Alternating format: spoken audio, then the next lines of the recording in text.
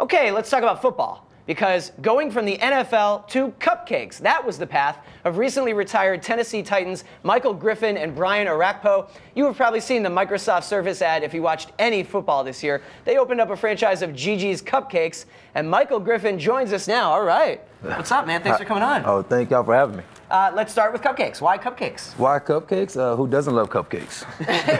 True.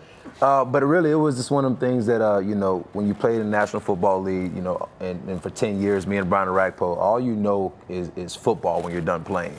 And with the NFL, you know, they offer classes for business, they offer classes for, you know, coaching, and different things in that aspect. But the one thing we realized is that we don't really know the business world. And let's start with a small investment, and from there, let's learn the business world and go from there. So, you know, it was a small investment that we ended up getting our return back already, and from that standpoint, we just learning the business. I mean, it's a day-to-day operations that we're constantly learning each and every day, and we just February 11th was our first year of being open, and we're still learning, and we're just trying to grow this business. So the reason I love this story is because when we are talking about pro athletes and what they're doing off the court or off the field in business, so much of the story now is tech investments. And maybe you're doing that too, and you can tell us. But, you know, this is food. This is, you know, brick and mortar. It's a business. People walk in, and it's not just we threw money at an app and invested in an app.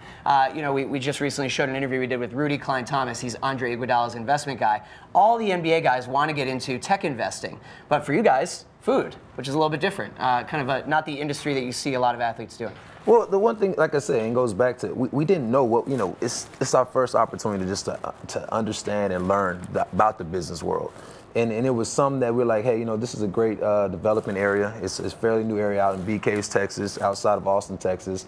And it's a lot of families, a lot of kids. Right behind us, they're building an urban area, which is like a trampoline jump park. So we just, you know, we built everything from the ground up. So it was pretty much, there was nothing there. We chose the location.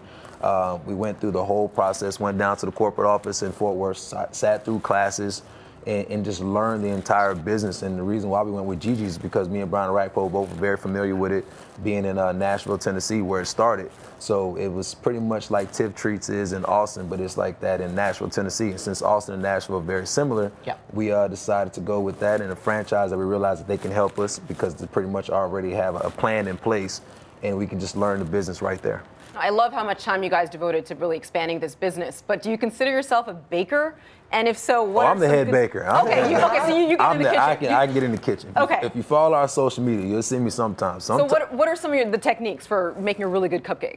First things first, you know, put your hair up because I have long hair. That's one of the first techniques. But I mean, you'd be surprised. I mean, sometimes, you know, somebody calls in sick. I think about a week ago on Tuesday, two of our employees called in sick. So me and Brian Orakpo had to come in from 4 to close, and so I guess a lot of people were very surprised about coming in and seeing Brian Orakpo behind the register, and I'm in the back decorating cupcakes, and they're like, is anybody else here? We're like, no, just us two.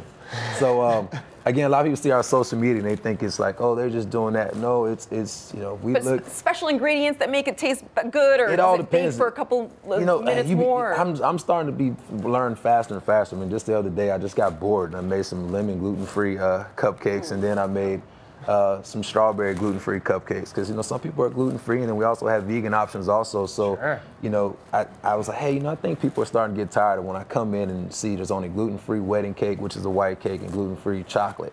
They want something else. So I was like, you know what, let me go try this lemon.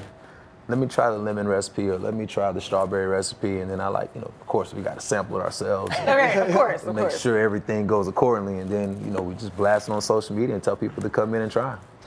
You know, you had a very long career by NFL standards, and I'm curious, over the course of that career, how you saw the conversation in the locker room amongst your peers change about life after football, because I think so much more attention now is paid in the media about what athletes are doing after they leave the sport, because only a few guys are going to be announcers, right? You know, most people do other things, and just curious how much you guys talk about that amongst yourselves. Well, you know, the one thing the things that I know now, I wish I would have learned and paid attention. You know, they have all these meetings, you know, when you're in the NFL, and the one thing I wish I would have paid attention, and thank God I was able to play 10 years, and Brian Orakpo the same, but I mean, I feel like I could have got a head start earlier if I would have paid attention and learned different things, you know, especially with your off time when you have the off season to to learn different businesses and sit in with different meetings and just try to figure things out, you know, because again, you never know when your last play, your last time, you know, step on that football field or basketball court, wherever it may be. So, and even when I went back to school to get my degree when I first finished, I mean,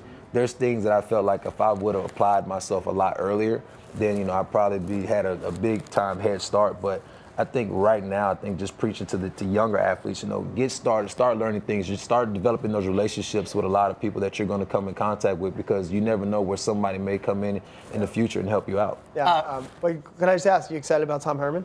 Man, excited about Tom? Of course. Of course. You know, we're back at it. I mean, I do the Longhorn Network, so I did that, you know, a little bit of broadcasting,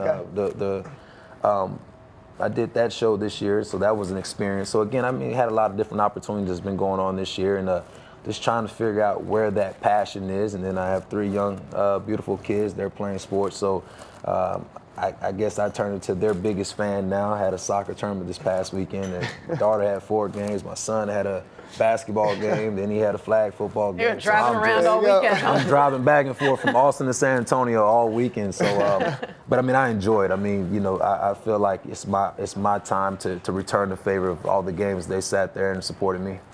Okay, cool. Hook 'em. Oh. All right, Michael Griffin, thanks so much. Thank y'all very much for having me. Thank you.